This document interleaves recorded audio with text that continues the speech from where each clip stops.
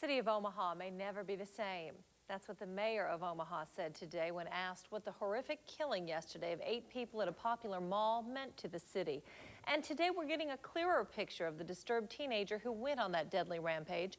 19-year-old Robert Hawkins walked into a shopping mall with an AK-47 and opened fire, killing 8 and injuring 5 before turning the gun on himself.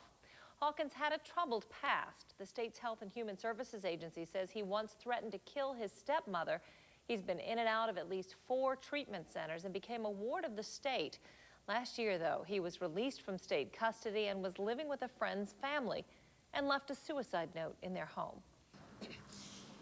How much he loved his family and all of his friends and how he was sorry. Officials are defending their decision to release Hawkins from state custody, insisting they could not foresee he would have numerous brushes with the law leading up to this violent rampage that took so many lives. That scenario could unfortunately play out in any number of malls across the country. Do the shootings in Omaha change the mindsets of business owners and customers in our area? Jonathan Walsh continues our coverage, new at 11 tonight. And Jonathan, security is on the minds of many tonight.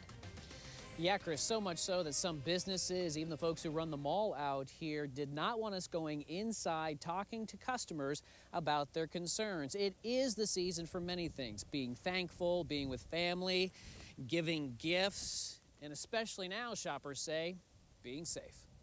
It's an awful thing.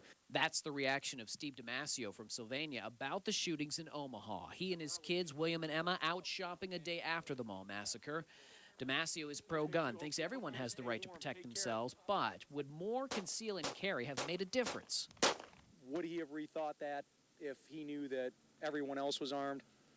There's no telling, but certainly if everybody else was armed, there wouldn't be 8 dead and there wouldn't have been, that many rounds fired out of that gun. It's getting too routine.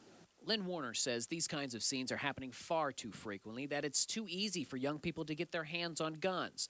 The Omaha onslaught still fresh in her and her husband's thoughts. It crossed both of our minds, and we mentioned it once, only once, and just kind of amazed. Both of us were amazed at the calm and the flow of the shoppers. Business owners like Paul Zalecki from Computer Renaissance across from Franklin Park Mall had the Omaha shootings on their minds, watching customers stop by.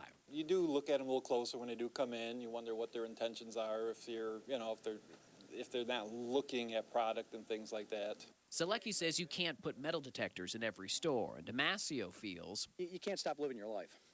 If you live your life around the fact that you got a bunch of nut jobs running around, you never leave your home. In Toledo, I'm Jonathan Walsh, News 11.